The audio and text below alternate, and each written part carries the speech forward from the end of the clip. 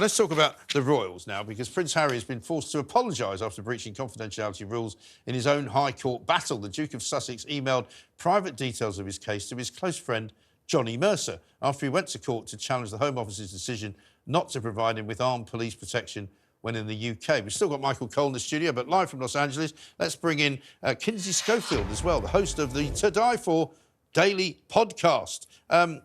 Michael, I'll come to you in 1 second, but Kinsey, let me ask you this question. He's already cost us £1 million, we reckon, that he's going to have to pay back to the taxpayer for this case. But more than ever, him passing confidential information, which is technically against protocol, shows even more that he thinks he should be treated as somebody different, doesn't it? Well, first of all, I'd like to challenge Prince Harry to spell the word confidential. But, you know, I do think he thinks he's above the law. He released plenty of confidential information between him and his brother, between him and his sister-in-law inside the book Spare. So it's rules for you, but not for me, basically, when it comes to Prince Harry. He wants everybody else to respect his privacy, but he goes and blabs when he's not supposed to. So, yeah, I just think it's another example of Prince Harry thinking he's entitled to more than everybody else. It really is strange, Michael, isn't it? That this boy who had so much in front of him, and, you know, yes, everybody understands that he had a difficult time when his mother died, but, you know, he's not a young man anymore, and yet he behaves as though he's this sort of spoiled prince that never gets what he wants. Entitlement is the word. But this case was misconceived from the very outset. Yeah. He wanted, as you expertly outlined, round-the-clock armed protection whenever he deigned to enter this country.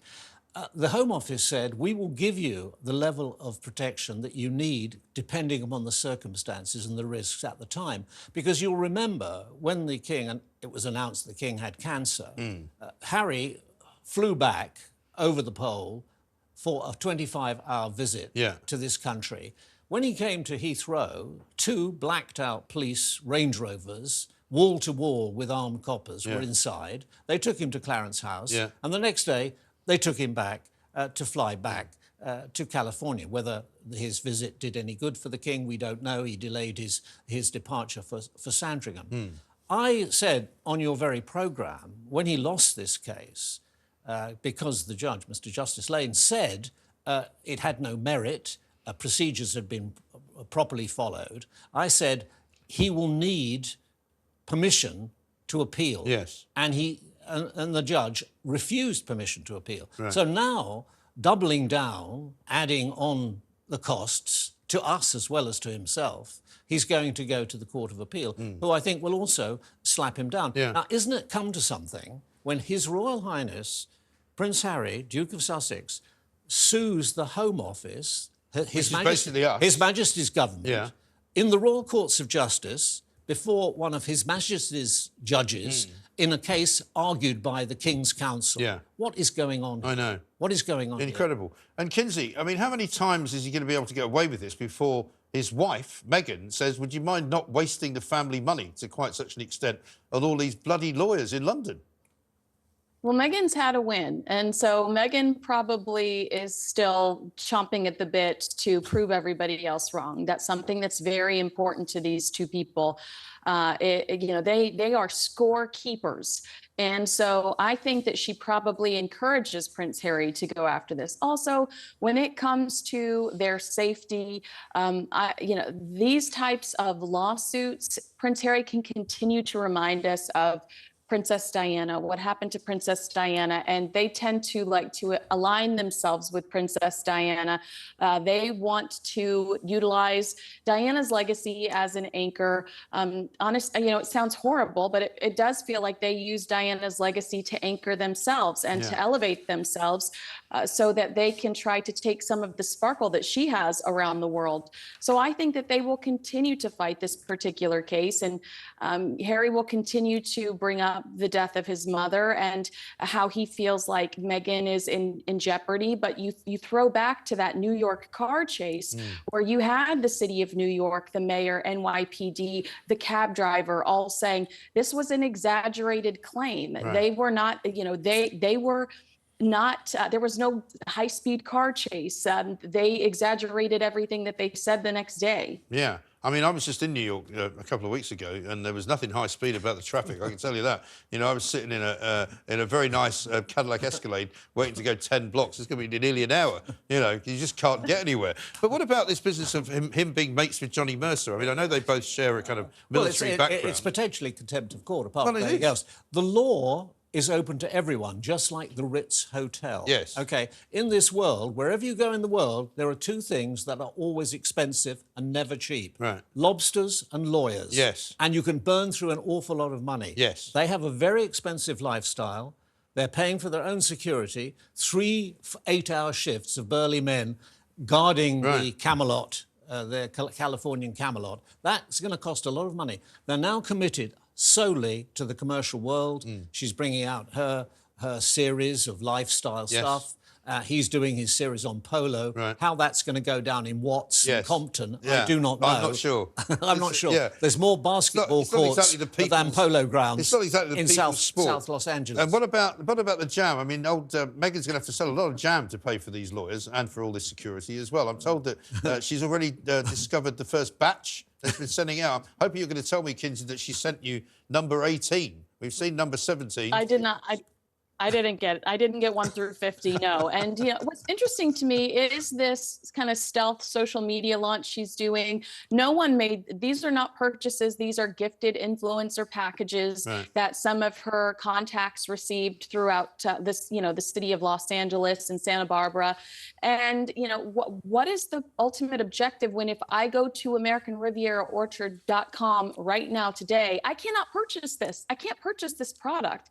So it does feel like it's just another PR campaign from the Sussexes. And friendly reminder, 2 years ago, we were talking about this woman potentially running for president, and now we're talking about her making jam. So, oh, how the mighty have fallen when it comes to the Sussex brand. Yes, it really is. Well, perhaps, Mike, there's hope because jam and Jerusalem, they're the emblems of the Women's Institute. Oh, yes. The late Queen, throughout her adult life, was a member of the Women's Institute. Perhaps we'll see Meghan making a return to this country and joining the Sandringham Women's Institute, making jam. That's what they do. I'd wager a hefty amount on the fact that won't happen. But one final one, Prince William is going to return to work, we understand, just a few weeks. I'm so pleased that all of that nonsense about Kate has now disappeared from even social media and the poisonous elements of Twitter. But Prince William coming back to work effectively soon. Yeah. Well, I'm glad he had a good holiday up at Anmer Hall on Sandringham Estate with the children during their Christmas holidays. Quite rightly, he's putting his wife's welfare and her health first. We wouldn't expect anything else. But he is extremely conscientious. He's very much his mother's son. He looks good. He sounds good. He is good. He's demonstrably a decent human being, and he wants to get back and pull his weight. OK, Michael Cole, thank you very much indeed. Good to see you once more. Kinsey, let me leave the final word to you. I've been watching an awful lot of video footage from that polo match that Harry was involved in. I've seen him falling off his horse in a very undignified way. I've seen Meghan sort of muscling her way into the sharing of the cup. I've seen her pushing a woman out of the way in order to make sure that she couldn't stand next to Harry. I've also seen her elbowing her husband out of the way so she could give a kiss to one of the other members of the polo team. I mean, it's all going on. Every time she appears in front of a camera, she seems to be incapable of not controlling what pictures are taken. Well, and the reason that the reason we're able to have a reaction like that is because they don't have those very important royal handlers around that typically deal with the choreography of an event like that would make sure that everything looks nice and pretty and shiny for not only the pictures but the videos. They are very much trying to control their image right now because Meghan is just a few points above Prince Andrew when it comes to likability in the United States, and they've got to turn that around if they want to continue to monetize off of their brand. Right, and I mean it's incredible, really, how much the world has turned against them, really. Because I was in America just recently. Didn't meet anyone that had a good word to say about Harry and Meghan, and I'm talking about Americans. And then same back here, when word was that, you know, Harry wants to come back and help out the family, people here don't want to see him.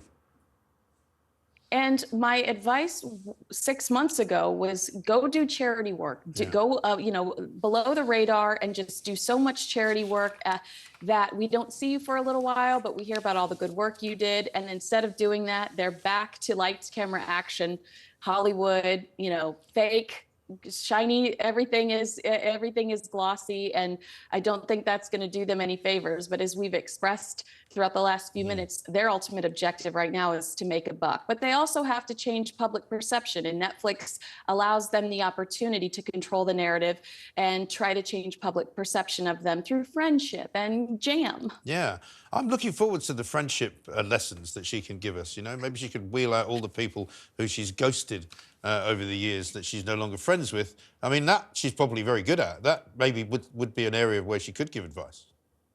Yeah, shout out to Jessica Mulroney, who's been left on red for the last 2 years, right. Who was in Meghan's wedding, was such an important part of Meghan's relationship with Prince Harry, and the names go on and on of people she no longer interacts with, like the entire cast of Suits. So I agree that is probably a very long list. Yes, indeed. Well, Kinsey, delightful to see you as ever. Thank you very much indeed. Kinsey Schofield there, keeping us informed of what exactly is going on in the Montecito mansion, where, of course, poor old Prince Harry is stuck and he can't get out. He doesn't know what to do. But here we are.